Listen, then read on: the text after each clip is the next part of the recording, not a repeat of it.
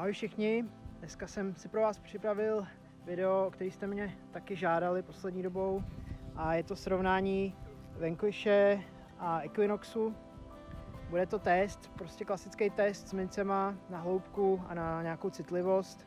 Vyzkoušíme základní nějaký programy, který má smysl chodit, a porovnám to s Equinoxem, jak hluboko si vlastně ten Vanquish šáhne, jestli je schopný třeba vidět groš nebo nějakou menší minci v takový té realistické hloubce, ze který to běžně člověk vykopne. Takže se do toho pustíme. Tak první signál, dali jsme si tam pražský groš Václava II. Přibližně do 30 cm.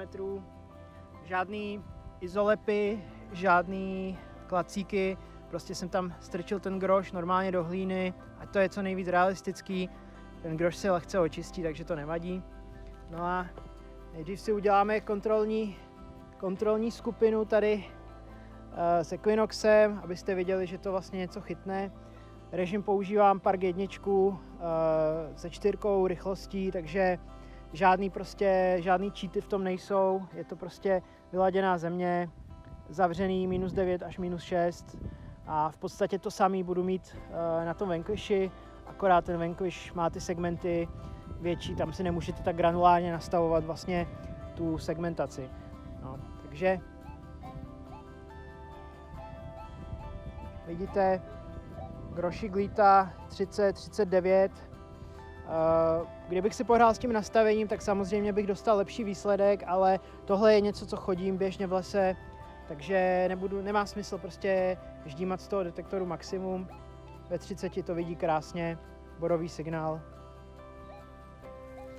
Když se trošku točím, tak je to horší, ale v zásadě je to prostě čistý signál.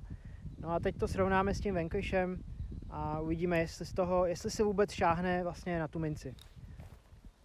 Tak, nastavili jsme tam režim Relic a je tam teda vyšší senzitivita, protože ta hloubka je skutečně vysoká a už to může dělat i kvalitnějšímu high-end detektoru problém.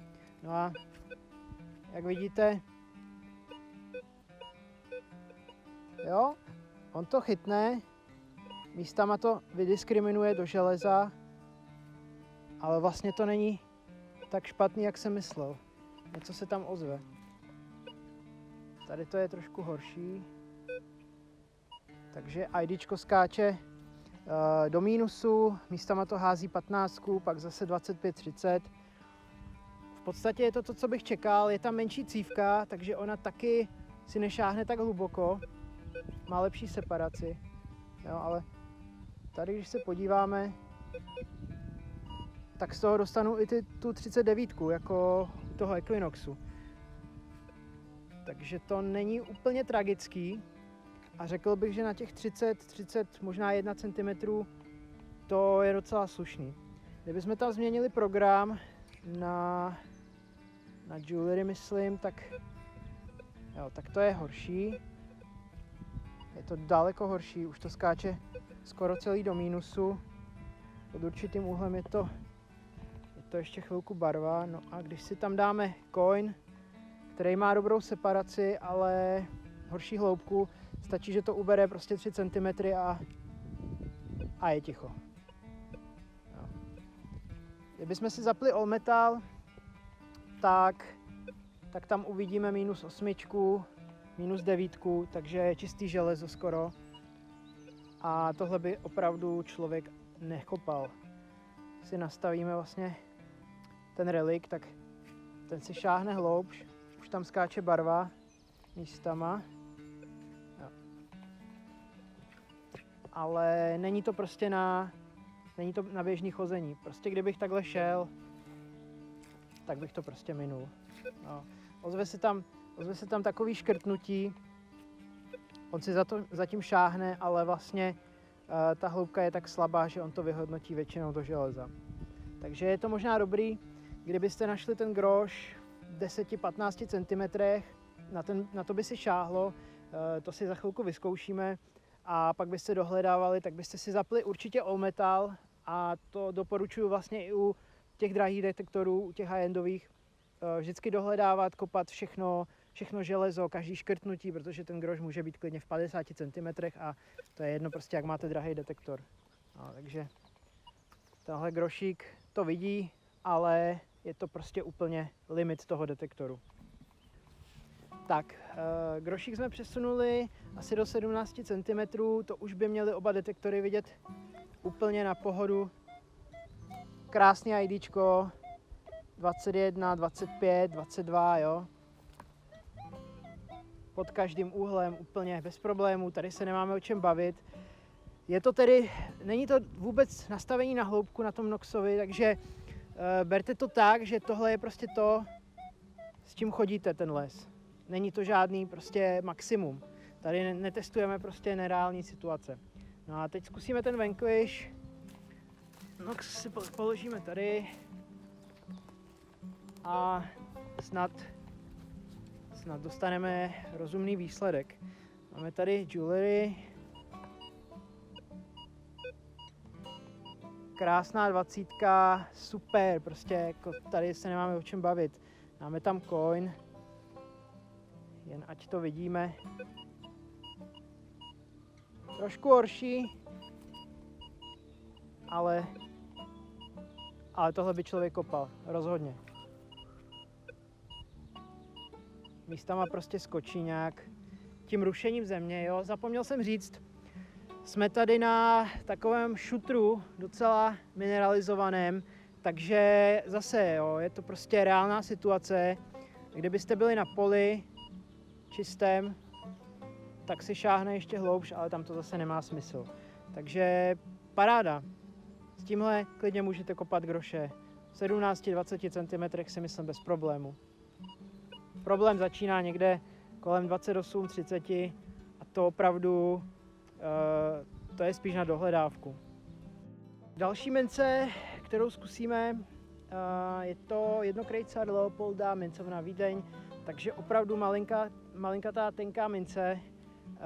Myslím si, že bude mít možná trochu problém ten Vanquish. Je to ve 12, možná 14 cm, takže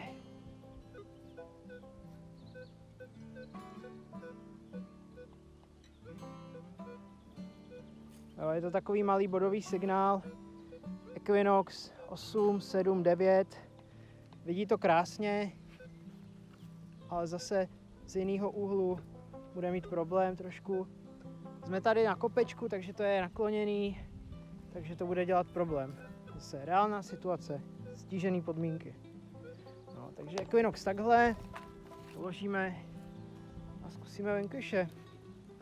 Co na to řekne? Jo, máme tam relik, máme tam vyšší senzitivitu, no jsem zvědavý.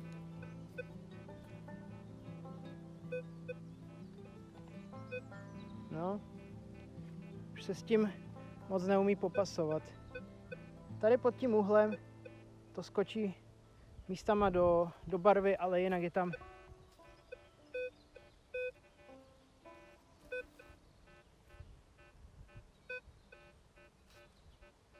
-8, jo, místama 7, ale myslím si, že největší problém tady nebude v tom detektoru, ale že to bude moc malá cívka. Kdyby měl tu klasickou okrouhlou Double D, co mám na tom Equinoxu, tak já myslím, že by si proto šáhnul. Protože ta multi-IQ, multifrekvence, ona prostě ten signál vytáhne. A tady prostě je problém, že je zúžená cívka a že on si to prostě neumí vyhodnotit. No. Nemá dostatek dat k tomu, aby řekl prostě, že to je barva.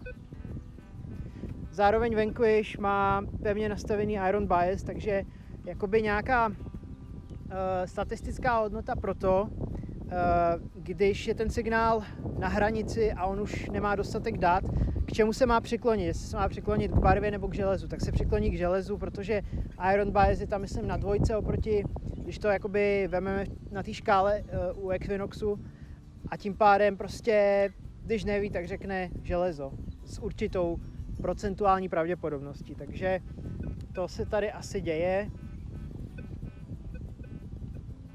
tohle by asi nebylo úplně na kopání.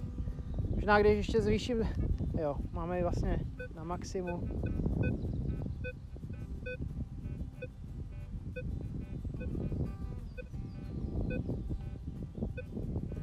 Když trošku zpomalíme vlastně tu rychlost toho mávání, tak se dostáváme do plusových čísel, ale zase reálně chodíme takhle, že jo. Něco tam škrtne, OK.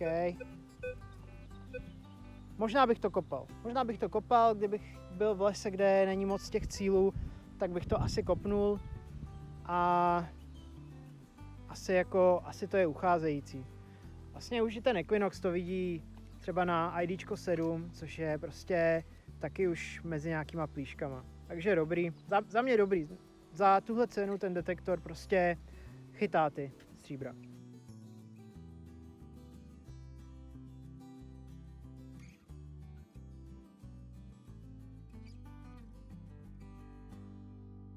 Poslední cíl je velký tříkrejcar měděný, zase ve 31 cm, takže s Noxem.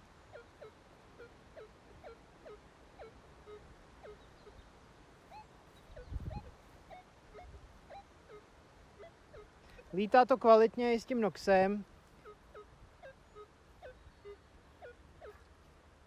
Ono sice vidí, ale to IDčko je prostě úplně ujetý. Já bych to kopal, ale vidíte, vůbec to neukazuje správně tu hloubku, neukazuje to většinou správně ani IDčko.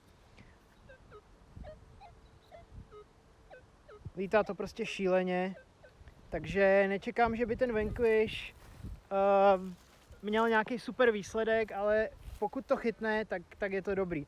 Protože tohle vám dává jednu výhodu, když máte nějaký výsyp mincí, kde jsou malý AGčka a pak tyhle velký krejcary, tak můžete místo těch AGček chytnout ty krejcary, vykopat to a s tím vykopat vlastně i ty stříbrňáky, což se mi několikrát stalo, takže vůbec to není špatná taktika.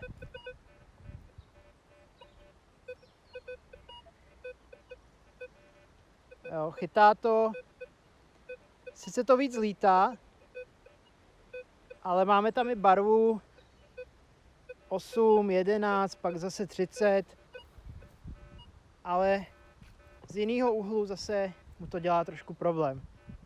Takže vidíte, ten relikt, ten je nejhlubší. Možná na les je to asi i nejlepší program, nevím teda, nemám s tím úplně zkušenosti, ale ten coin bych asi v lese nechodil. Vidíme schválně, co to udělá s tím coinem. No. Jednostranný signál, ale tím, že to máme vlastně vydiskriminovaný, tak ono by to skákalo prostě jednou do barvy a jednou do železa.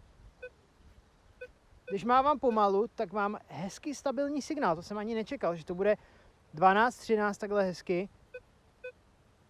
Tohle bych asi dokonce kopal. Jenomže to bych musel trefit nejdřív, že tam něco je. Jo, kdybych takhle šel. Ale jo, něco by tam píplo a pak už bych viděl. No, dobrý, tak ani v coin to není úplně marný, to je super. Tak paráda.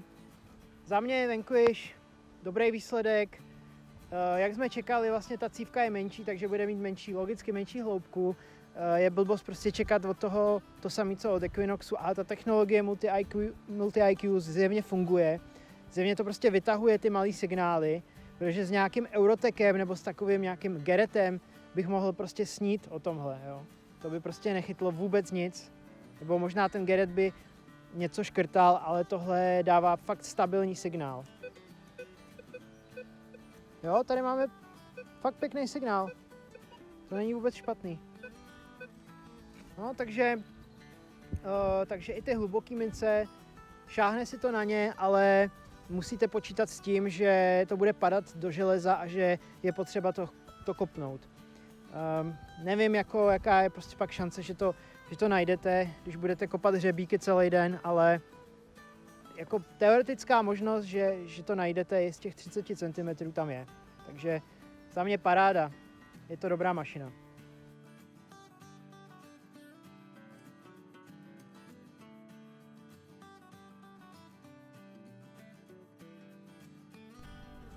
Ahoj, já jsem Karpaťan a dělám videa o hledání s detektorem a amatérské archeologii.